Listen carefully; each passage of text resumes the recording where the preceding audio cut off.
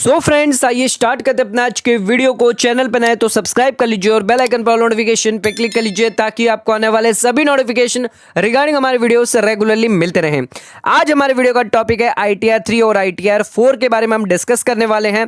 अगर आप इंडिविजुअल हैं, आप HUF है, आपकी इनकम बिजनेस से है या प्रोफेशन से है, तो उस केस में यहां पर असेसमेंट ईयर 22-23 के अंदर अगर आप इनकम टैक्स रिटर्न फाइल कर रहे हैं तो यहां पर आपको प्रॉपर रिटर्न, प्रॉपर कौन से आपके फॉर्म्स होंगे, क्या टैक्स स्लैब है, कौन से आपको डिडक्शन मिलने वाले हैं, ये सभी चीज की जानकारी आपको होनी चाहिए। अदरवाइज आपका रिटर्न या आपका टैक्स कैलकुलेशन मिसमैच हो सकता है। आज इस वीडियो के अंदर हम डिस्कस करने वाले हैं कि कौन सी ITR आपके लिए एप्लीकेबल होगी। आइए वीडियो को स्टार्ट करते हैं, देरी ना करते हैं और वीडियो को स्टार्ट कर देते हैं। सबसे पहले हम बात कर लेते हैं रिटर्न की, तो कौन सी ITR आपके लिए एप्लीकेबल होगी। अगर आप बिजनेस से जुड़े हुए हैं, प्रोफेशन से जुड़े हुए हैं, इंडिविजुअल हैं, HUF है, तो ITR 3 और ITR 4 आप फाइल कर सकते हैं। जो भी आपको एप्लीकेबल होगी वो आप फाइल कर सकते हैं। ITR 3 आपको कब फाइल करनी है? अगर आप इंडिविजुअल HUF है तो यहां पर ध्यान रखिएगा, आपके बिजनेस से और प्रोफेशन से इनकम है तो ही आप ITR 3 यहां पर फाइल करने वाले हैं सर। पर ध्यान रखिएगा, ITR 3 आप बिजनेस प्रोफेशन में तभी फाइल कर पाएंगे जब ITR 1, 2 और 4 आपको एप्लीकेबल नहीं होगी। अगर ITR 1, 2, 4 अगर एप्लीकेबल है तो उस केस में ITR 3 आप फाइल नहीं कर पाएंगे। नेक्स्ट आ जाते हैं, बात कर लेते हैं सुगम की, यानी ITR 4 की बात कर लेते हैं। आप इंडिविजुअल है, HUF है, फर्म है अदर देन LLP। इंडिविजुअल कौन सर? रेसिडेंट होना चाहिए, HUF जो है वो रेसिडेंट होना चाहिए एंड नॉट ऑर्डिनरी रेसिडेंट होना चाहिए, ये ध्यान में रखिएगा। फर्म को एप्लीकेबल है, LLP को यहां पर फॉर्म ITR 4 जो है वो एप्लीकेबल नहीं होगा। तो यहां पर आपने प्रिजम्पटिव बेसिस पर यहां पर जो इनकम होल्ड करके रखी है, यानी 44 AD के अंदर आप 8% दिखा रहे हैं, या फिर आप यहां पर प्रोफेशंस के अंदर 50% की इनकम दिखा रहे हैं प्रिजम्पटिव बेसिस पर, यानी आप प्रिज्यूम्ड कर रहे हैं हमारी इतनी इनकम है, उस बेसिस पर अगर आप 44 AD, 44 ADA, 44 AE जो ट्रांसपोर्टर के लिए, उस बेसिस पर अगर आप यहां पर क्लेम करते तो आपको ITR 4 यहां पर बनना मैंडेटरी होगा। आपकी इनकम कौन सी हो सकती है? आपकी सैलरी से इनकम हो सकती है बिजनेस के अलावा, यहां पर एक हाउस प्रॉपर्टी अगर इनकम हो सकती है तो आप ITR 4 यहां पर फाइल कर सकते हैं। बिजनेस के साथ साथ सैलरी इनकम है, हाउस प्रॉपर्टी इनकम है, या कोई अदर सोर्सेज से भी इनकम है जैसे कि इंटरेस्ट है, फैमिली पेंशन है, डिविडेंड है, या फिर आपकी एग्रीकल्चर इनकम है अप टू 5000, तो इन सभी को मिलाकर आप यहां पर जो ITR 4 जो वो फाइल कर सकते हैं। बट एक इंपॉर्टेंट चीज आपको ध्यान में दिखा दे कि यहां पर ITR 4 कौन फाइल नहीं कर सकता। अगर आप डायरेक्टर है किसी कंपनी में तो उस केस में यहां पर आप ITR 4 जो फाइल नहीं कर सकते। आप अनलिस्टेड इक्विटी शेयर्स होल्ड करके रखे हैं, आपने कोई एसेट होल्ड करके रखी है आउटसाइड इंडिया में, या फिर किसी अकाउंट में जो आउटसाइड इंडिया जिसके अंदर आप साइनिंग अथॉरिटी है, या फिर कोई इनकम जनरेटेड करी है आपने आउटसाइड इंडिया की, जो इनकम थी वो आउटसाइड इंडिया से है, तो उस केस में यहां पर आपको ITR 4 नहीं बनना। उसके अलावा अगर आपने कोई पेमेंट या फिर कोई डिडक्शन हुआ, आपका TDS डिडक्शन हुआ है डिफर ऑन इसोप्स के केस के अंदर, तो उस केस में यहां पर ITR 4 आप फाइल नहीं कर सकते। या आपका कोई ब्राउट फॉरवर्ड लॉसेस है या कैरी फॉरवर्ड लॉसेस है, कोई भी हेड ऑफ इनकम में हो, तो उस केस में यहां पर आप ITR 4 के लिए एलिजिबल नहीं होंगे। एक और इंपॉर्टेंट चीज, ITR 4 आपके लिए मैंडेटरी नहीं है, एक सिंप्लीफाइड रिटर्न है। SSC चाहे तो यहां पर ऑप्शनल है उसके पास कि वो एलिजिबल अगर है तो वो यहां पर चूज कर सकता है प्रिजम्पटिव बेसिस पर बिजनेस और प्रोफेशन, तो वो ITR 4 यहां पर फाइल कर सकता है। नेक्स्ट आ जाते हैं, बात कर लेते हैं सर फॉर्म्स की। रिटर्न की तो हमने बात कर ली, रिटर्न तो हमारे लिए क्लियर हो गया। अगर आप बिजनेस प्रोफेशन से जुड़े इंडिविजुअल HUF है तो कौन सा रिटर्न आपको फाइल करना है सर। अब बात कर लेते हैं सर फॉर्म्स की। तो फॉर्म्स पे आ जाते हैं, तो यहां पर कौन से फॉर्म्स आपके लिए एप्लीकेबल होंगे, आइए देखते हैं। तो फॉर्म 16A, अगर अदर देन सैलरी अगर आपका TDS डिडक्ट हुआ है तो आपके पास सर्टिफिकेट होना जरूरी है। सेक्शन 203 के अंदर यहां पर फॉर्म 16A जो बात करता है, यहां पर क्वार्टरली TDS सर्टिफिकेट आपको डिडक्टर से मिलेगा। सर अमाउंट ऑफ TDS इसके अंदर होगा, नेचर ऑफ पेमेंट क्या होगी और TDS पेमेंट कितना डिपॉजिट किया गया इनकम टैक्स डिपार्टमेंट को, वो सभी डिटेल यहां पर होगी। तो आप यहां पर अगर बिजनेस प्रोफेशन में तो ये सर्टिफिकेट आपके पास होना चाहिए। उसके बाद आपको रिटर्न फाइल करने के लिए और कौन सा फॉर्म होना चाहिए आपके पास? फॉर्म 26AS है, जिसको हम कहते हैं सर एनुअल इंफॉर्मेशन स्टेटमेंट। यहां पर सभी डिटेल आपके पास होगी, tax deducted, tax TCS, advance tax की या सेल्फ असेसमेंट टैक्स की, उसके अलावा SFT की, डिमांड की, रिफंड की, पेंडिंग और कंप्लीटेड प्रोसीडिंग की सभी डिटेल यहां पर होगी। तो इनकम टैक्स डिपार्टमेंट पे यहां पर ट्रेसेस पोर्टल पे जाकर यहां पर ई फाइलिंग पर जाके आप यहां पे 26AS यानी A EIS यहाँ पर डाउनलोड कर सकते हैं।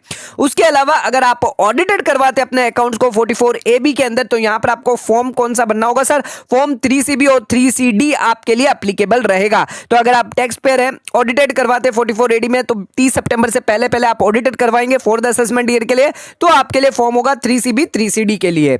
उसी के साथ साथ आपको यहाँ पर 15GB फॉर्म आप भर सकते हैं, आपके लिए डिक्लेरेशन देना होगा। अगर आप यहाँ पर जो है क्लेम करते हैं, यहाँ पर डिडक्शन TDS जो है डिडक्शन करते हैं, अगर आप यहाँ पर रेसिडेंट इंडिविजुअल है, आपकी एज 60 से कम है, HUF है या अदर कोई पर्सन है, तो यहाँ पर बैंक आपका TDS ना डिडक्ट करे, तो उसके लिए आपको यहाँ पर जो फॉर्म 15G यहाँ पर भरना होगा। और उसी के साथ साथ अगर आप सीनियर सिटीजन है, तो आपके लिए फॉर्म कौन सा हो जाएगा सर? 15H। तो बैंक आपका इंटरेस्ट यहाँ पर नहीं डिडक्ट करेगा अगर आप फॉर्म 15H भर देते हैं, यहाँ पर डिक्लेयर कर देते हैं आप रेसिडेंट इंडियन है एंड आप लायबल नहीं है इनकम टैक्स के लिए, तो यहाँ पर आप फॉर्म H भर सकते हैं।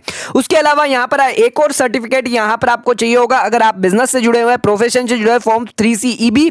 अगर आपने कोई इंटरनेशनल ट्रांजैक्शन किया है, स्पेसिफाइड डोमेस्टिक ट्रांजैक्शन किया है, चार्टर्ड अकाउंटेंट का यहां पर सर्टिफिकेट आपके पास होना चाहिए। 31 अक्टूबर से पहले पहले असेसमेंट ईयर खत्म होने के बाद आपको ये रख लेना सर।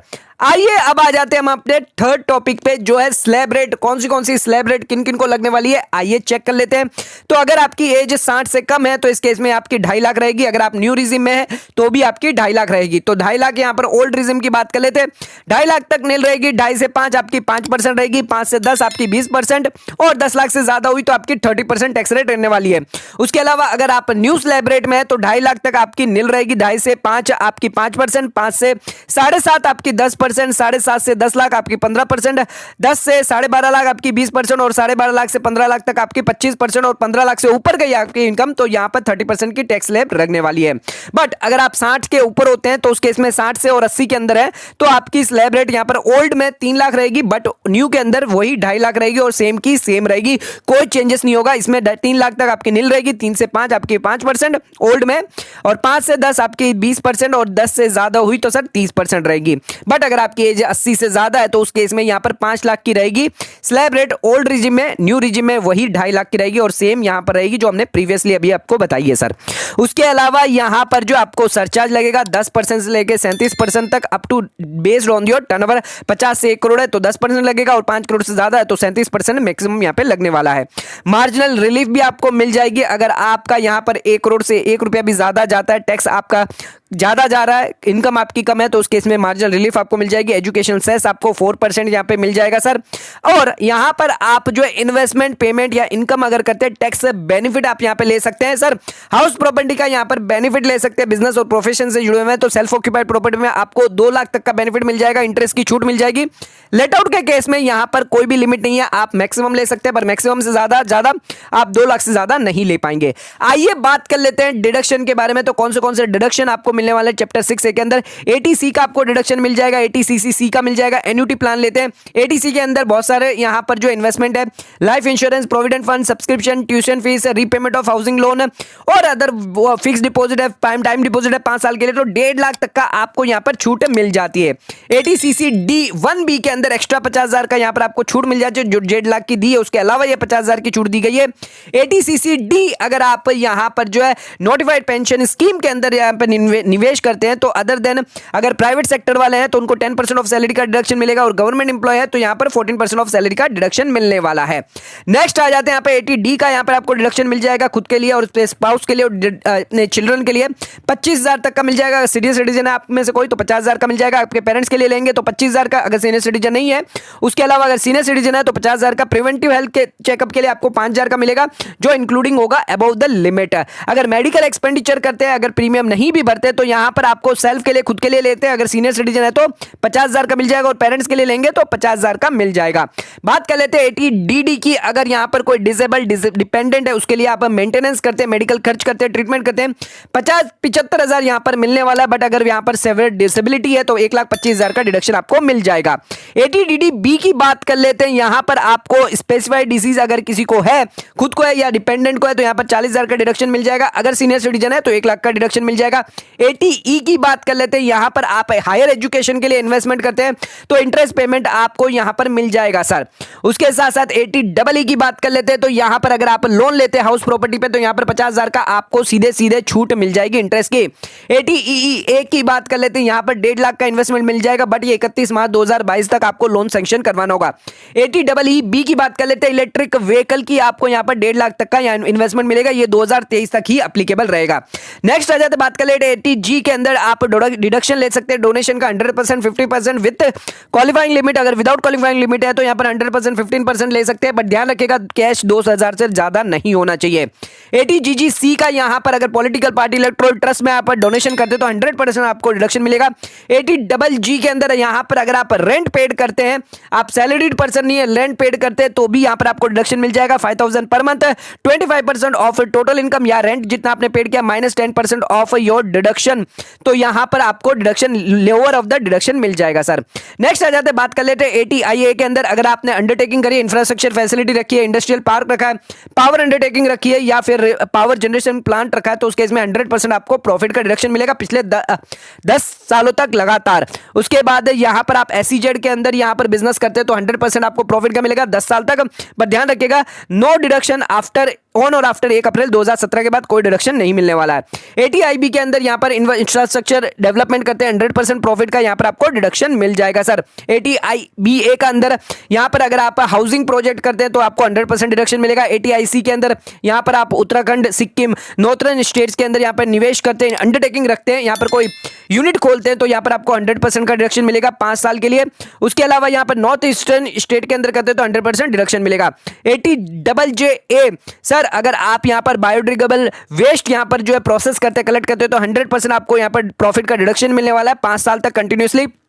उसके अलावा अगर आप यहां पर जो है एम्प्लॉयमेंट में न्यू वर्कर एम्प्लॉइज है तो 30% ऑफ एडिशनल जो भी एम्प्लॉय कॉस्ट होगा वो आपको 3 साल तक यहां पर बेनिफिट मिलेगा। 80QQB की बात कर लेते हैं, आपने कोई रेसिडेंट ऑथर है, बुक यहां पर बनाई है टेक्स्ट बुक के अलावा तो यहां पर आपको जितना भी है 3 लाख तक डिडक्शन मिल जाएगा सर।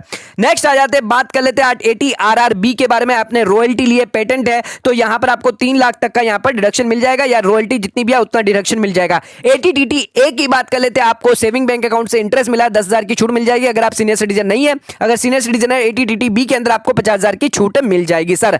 लास्ट एंड लिस्ट यहां पर 80U की बात कर लेते हैं, यहां पर अगर कोई डिसेबिलिटी है 75,000 का आपको डिडक्शन मिल जाएगा अगर आप पर्सन विद डिसेबिलिटी है, बट यहां पर ध्यान रखिएगा अगर 80% से ज्यादा डिसेबिलिटी है तो 1,25,000 का डिडक्शन मिल जाएगा।